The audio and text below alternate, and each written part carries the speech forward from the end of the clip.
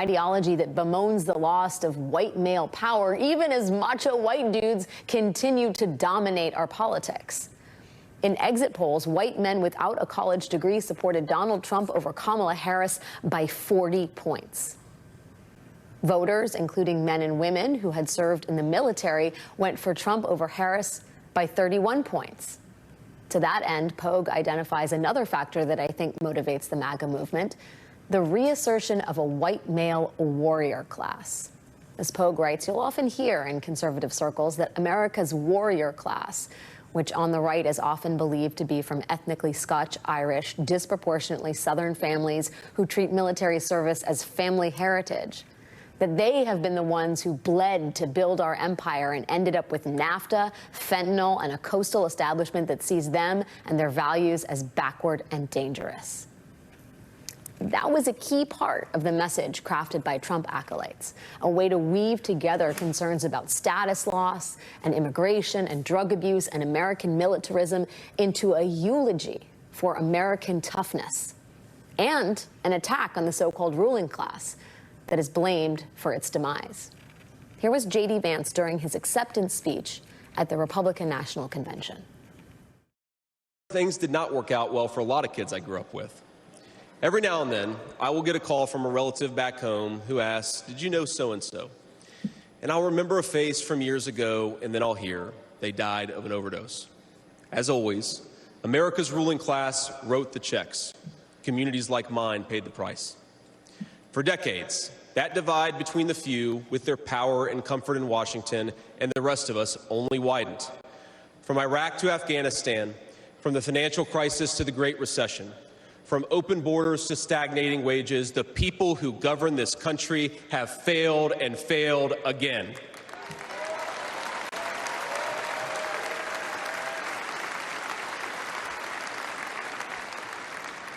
That is, of course, until a guy named Donald J. Trump came along. Again, I am not endorsing any of this worldview. But it is important for us to understand how the Trump campaign managed to point to real problems and then position Donald Trump as the solution to those problems, how they turned an issue like immigration into a proxy for all of society's problems.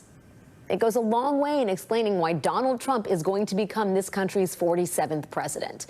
And it's how Donald Trump and his allies were able to undermine some of the most optimistic parts of the Harris message. For instance, there was this idea promoted by both Joe Biden and Kamala Harris that America is an aspirational project. This was how Kamala Harris put it in her closing speech on the Ellipse. The United States of America is the greatest idea humanity ever devised. A nation big enough to encompass all our dreams, strong enough to withstand any fracture or fissure between us, and fearless enough to imagine a future of possibilities. To a lot of people, that sounds really patriotic, the kind of message you would expect someone who has "proud to be an American" on their Spotify playlist to understand and embrace. And yet it is precisely the thing that MAGA leaders seized upon as evidence of a threat to the white Christian ethnocracy that they seek to return to. As Steve Bannon told James Pogue, America isn't an idea. It is a country. It is a people with roots, spirit, destiny, and what you're talking about, the liberalism and the globalism, real American people are the victims of that. Now, most voters were not listening to Steve Bannon's fevered ranting about liberalism and globalism, but they heard one candidate talk about America as a virtuous experiment in self-governance, and they heard the other candidate call America a garbage can, and a majority of them sided with the guy calling this country a garbage can. Which brings me to the final element of this election that is probably worth examining: the cultural realignment between the left and the right over American institutions. Trump's just massively destructive first 4 years in office forced the American left to become defenders of institutionalism. Democrats had to speak up for law and order and for peace and stability and for democracy. And that was why people like Liz Cheney and her father Dick Cheney, among a handful of otherwise really quite conservative people, it's how they became unlikely partners with Democrats in the fight against Trump's dangerous vision for America and for the world. It was the right thing to do, but it had a political cost. For most of my life, the American left was the side channeling legitimate frustrations with American institutions. Democrats were the ones who pointed out how innocent people could get caught up in America's criminal justice system. Liberals and progressive were the ones who called out abuses by the CIA and by America's military-industrial complex. But the realignment that happened under Donald Trump meant that Democrats had to cede much of that righteous outrage to Republicans who were trying to tear all of it down. And voters who felt frustrated by those issues found their way into Donald Trump's coalition. As former Obama foreign policy advisor Ben Rhodes told James Pogue, I think the innovation of the Bannon and Vance project is that it's forced the left to become defenders of the very institutions they're supposed to be skeptical of, like the CIA, like the broader intelligence community, like NATO. Or as Joe Rogan put it in his interview with Trump, that is how Republicans became punk rock. The rebels are Republicans now. They're like, you want to be a rebel, you want to be punk rock, you want to like buck the system, you're a conservative now. Again, I don't say any of this to endorse these ideas or to chastise anyone, least of all Kamala Harris and Joe Biden, who displayed remarkable and responsible leadership of this country during just enormously troubling times. A lot of you listening to this program, including me, would like to not have to think about anything Donald Trump or Steve Bannon or J.D. Vance or Joe Rogan have to say about our country or its people or its place in this world. But in order to do that, in order to reach a point where these people are once again far away from the levers of power in this country, we have to begin by understanding how they got there in the first place.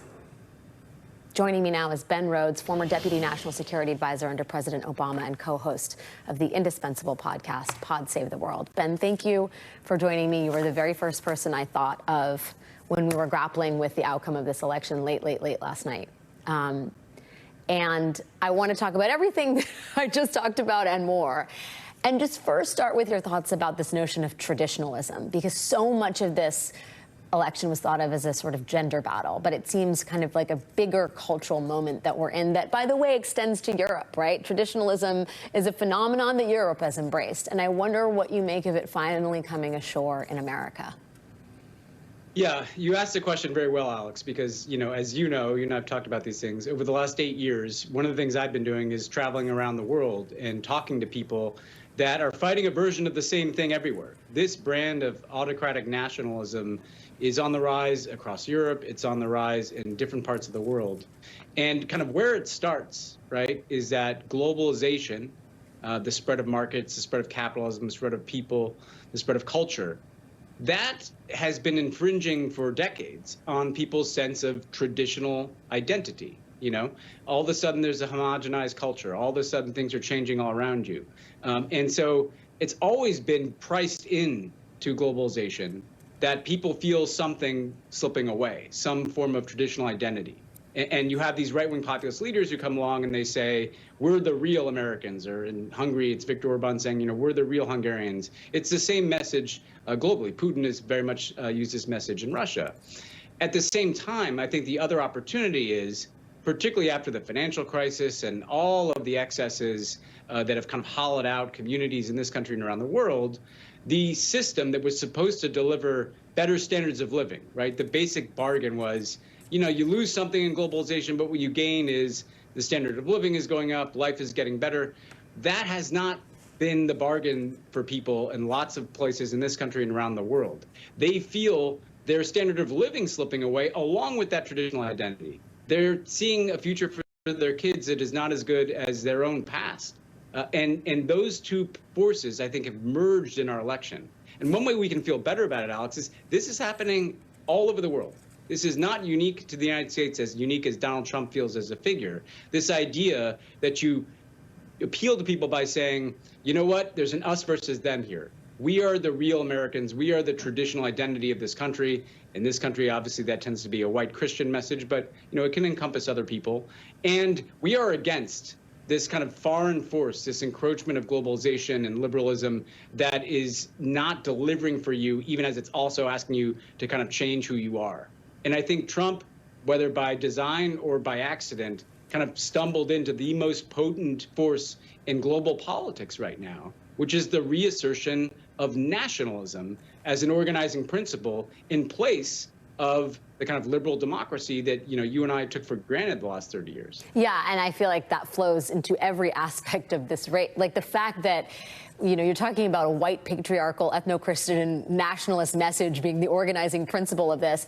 Kamala Harris ran basically a flawless campaign, but just on the most elemental level, being a mixed race woman from California maybe doomed her candidacy from the start, given the reality of the sort of cultural forces, not at play just globally, but nationally. I mean, I was stunned. You're a New Yorker, Ben. Trump made inroads in the city of New York. I mean, he made the bastion of coastal elites is where Trump gained